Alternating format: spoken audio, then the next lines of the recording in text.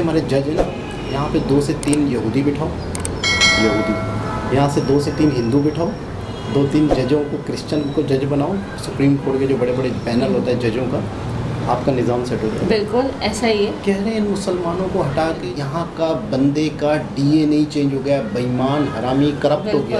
ऐसा ही है। अस्सलाम वालेकुम, नमस्ते, सत श्री अकाल। उम्मीद करता हूँ ठीक होंगे, खुश होंगे। मैं हूँ तारिक न्याज़ी, मेरे साथ मौजूद हैं। अस्सलाम वालेकुम, नमस्ते, सत श्री अकाल। मैं हूँ सवेरा खान। तो चलते हैं वीडियो की तरफ, करते हैं बहुत सारी बातें। So let's go. तो दोस्तों, वीडियो का टाइटल तो तकरीबन हिंदी में है। चैनल का नाम है MM100।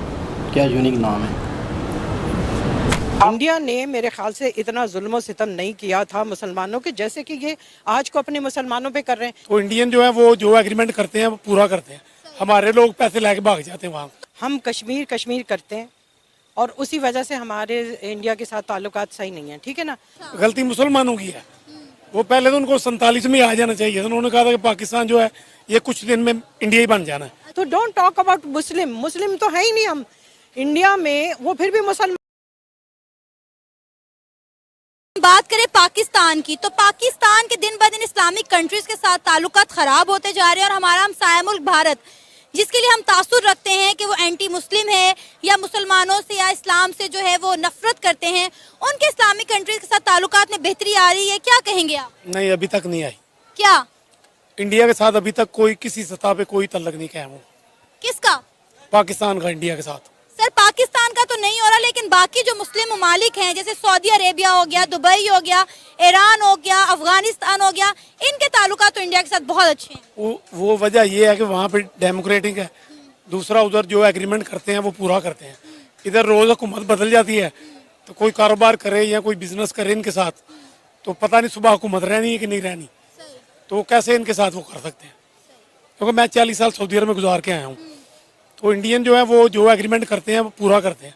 हमारे लोग पैसे लेके भाग जाते हैं वहाँ। तो फिर सर हम ये क्यों कहते हैं या हमारे दिमागों में ये तासुर क्यों पाया जाता है कि जो हिंदुस्तान है या हिंदुस्तान की जो सरकार है वो मुसलमानों से या इस्लाम से जो है वो नफरत करती है, वो एंटी मुस्लिम है या एंटी इस्लाम है? नहीं, वो एंटी मुस्लिम है, क्योंकि वो अपना उन्होंने जो मंशूर दिया है वो मुसलमानों के खिलाफ दिया है। गलती मुसलमानों की है। वो पहले तो उनको 47 में आ जाना चाहिए। उन्होंने कहा था कि पाकिस्तान जो है ये कुछ दिन में इंडिया ही बन जाना है। इसलिए नहीं आए थे। तो इसकी सजा मिल रही है उनको। लेकिन सर वो उन्हें कोई सजा नहीं मिल रही, वो तो बड़ी खुशहाल जिंदगी गुजार रहे हैं। सजा तो हमें मिल रही है इंडिया से अलग होकर। सारे रो रहे हैं उधर। ये अब वो किसने कहा? आप टीवी देखते हैं ना, आप उनके जो उधर लोग रहते हैं उनसे पूछे। सर, उधर के ही लोगों ने एक वीडियो पैगाम पिछले दिनों भिजवाया और उन्होंने कहा कि हमारी फिक्र ना करें, पाकिस्तानी अपनी फिक्र करें, हम यहाँ एक बड़ी अच्छी जिंदगी गुजार रहे हैं। झूठ बोलते हैं।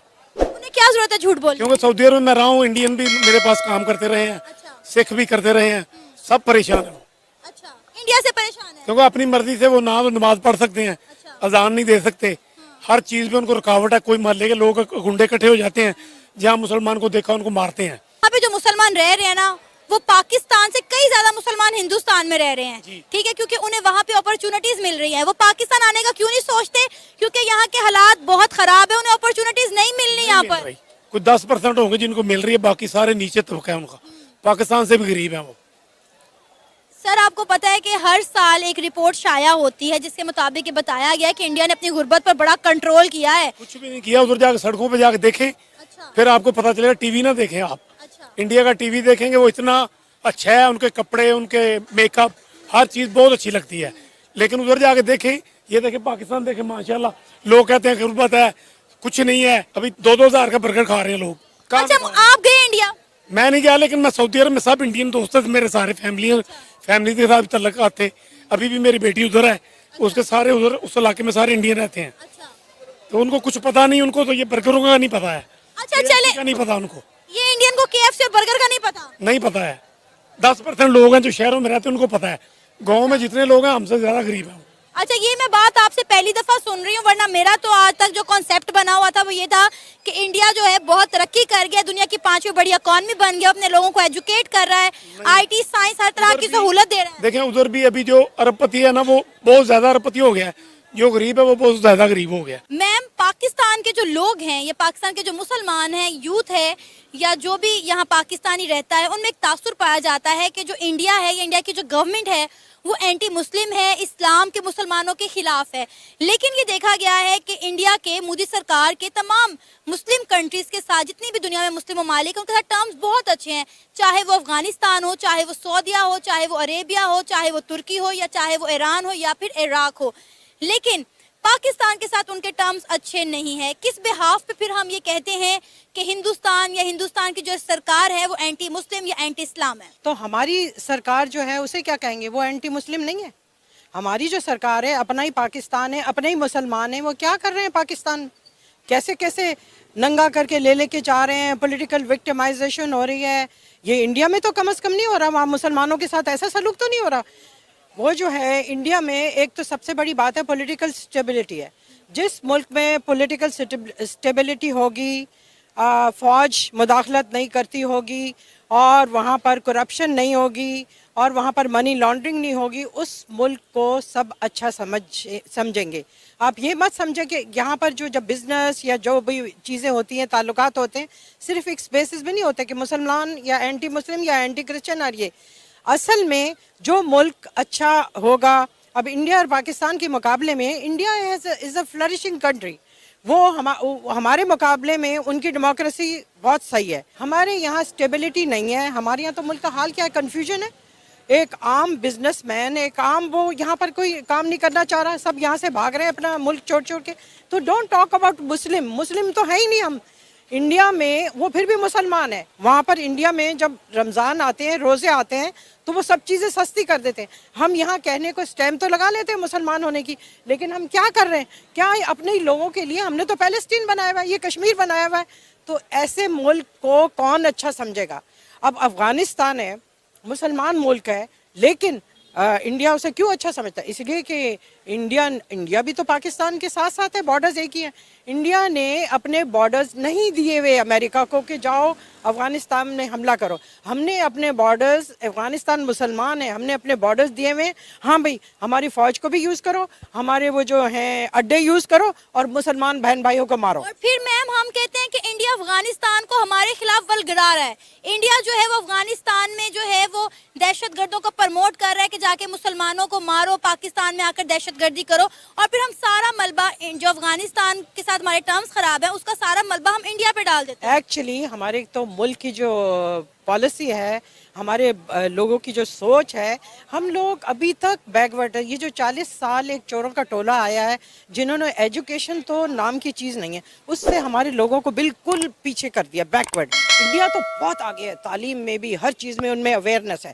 तो हमारे मुल्क के साथ तो ये हुआ है कि लोग ये वही बात आपने कह दी कि हर इल्ज़ाम इमरान खान पे डाल दिया, हर बात इमरान खान में डाल दी, ये जो टोला डाल रहा है। अब इंडिया जो है ठीक है, हमारा एनिमी है, लेकिन इंडिया ने मेरे ख्याल से इतना जुल्म सितम नहीं किया था मुसलमानों के, जैसे कि ये आज को अपने मुसलमानों पे कर रहे हैं।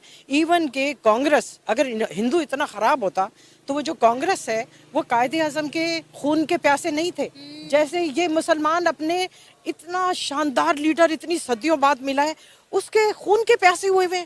वो पाकिस्तान को इन्होंने पैरालाइज कर दिया है, बिल्कुल ख़त्म कर दिया है। तो ऐसे पाकिस्तान को डूबती हुई किश्ती को कोई नहीं आता हाथ लगाने, उसको कोई नहीं संभालेगा, ना उससे कोई बात करना पसंद कर देगा। और जहाँ के लीडर्स, जहाँ के लोग, जहाँ की पॉलिटिक्स करप्ट हो, पूरा निज़ाम करप्शन में डूबा हुआ हो, जहाँ के सरबराह चोर हों, जहाँ के लीडर्स चोर हों, एक मुझे बात बताएं, उस मुल्क को कौन अच्छा समझे? अब अभी जो है उनके आरएसएस के एक जमात के लीडर ने बोला है कि अगर पाकिस्तान हमसे बात करता तो हम पाकिस्तान को जो है गंदम देते 25 से 50 लाख टन, लेकिन पाकिस्तान ने हमसे मदद नहीं मांगी। आपको पता है पहले इंडिया पाकिस्तान की ट्रेड होती थी जो कि बंद हो चुकी है। श्रीलंका में बुरा वक्त आया, अफगानिस्तान पर बुरा वक्त आया, तो इंडिया ने बढ़ चढ़कर हर लिहाज से उनकी मदद की, उनको फंड दिए, उनको अनाज प्रोवाइड किया। इस वक्त आपको पता है पाकिस्तान में जो क्राइसिस गुजर रहे हैं, अगर हमारे टर्म्स इंडिया के साथ बेहतर होते तो क्या इंडिया हमारी मदद करता? एक्चुअली हमारी जो है ना फॉरेन पॉलिसी जो है ना, दैट इज़ वेरी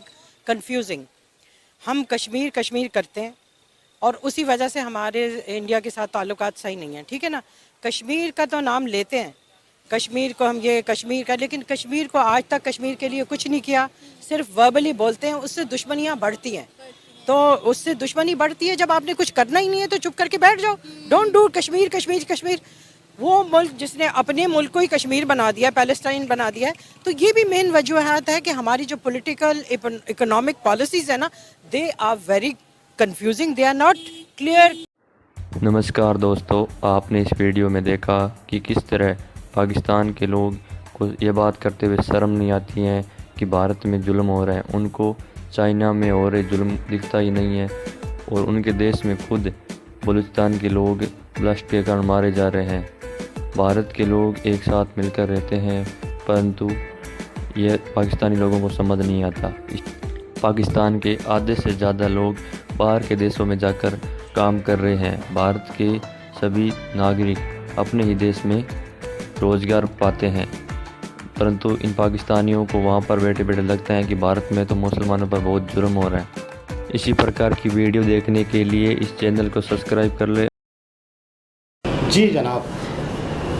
अच्छा, वो जो सऊदीया वाला बंदा था वो इसी बात पे अटका रहा कि नहीं इंडिया में गुर्बत, इंडिया में गुर्बत, इंडिया में हमसे ज़्यादा मसले मसाइल। मतलब ये समझ नहीं आया मुझे कि अगर वो सऊदीया तक जॉब करके आया, 40 साल उसने वहाँ पर स्टे किया, वर्किंग की, उसकी बेटी वहाँ है, उसके बावजूद भी उसके दिमाग में यही फितूर भरा हुआ है कि इंडिया में जुल्म हो रहा है। बेटी वहीं पर ही है और मतलब एरिया में इंडिया के लोग काफ़ी रहते हैं। तो मतलब ये समझ नहीं आ रहा जब आप 40 साल तक वहाँ थे तो आपने क्या चने बेचे, क्या किया? नहीं, बहुत सारी चीज़ें पता चल जानी चाहिए थी इनको। हाँ ना, लेकिन अभी भी उसी सोच में है कि नहीं पाकिस्तान में हालात। हाँ। हालांकि देखें, बाकायदा पाकिस्तानी जब यहाँ जाते हैं इंडिया और उनके रिलेटिव होते हैं वो बताते हैं, और बाकायदा कई लोग जब यहाँ आए हैं ना तो उन्होंने बाकायदा देखा है, उन्होंने बाकायदा महसूस किया और कहते हैं कि यार आप लोग इतना महंगी चीज़ खरीद रहे हो, आप लोग इतना महंगे से ज़िंदगी गुजार रहे हो, और आपके यहाँ बिजली जाती है, हमारे यहाँ बिजली नहीं जाती, मतलब आपके यहाँ ये प्रॉब्लम है, हमारे यहाँ ये प्रॉब्लम नहीं है। तो लोग यहाँ बताते हैं जिनके रिलेटिव इंडिया में तो बात ख़त्म,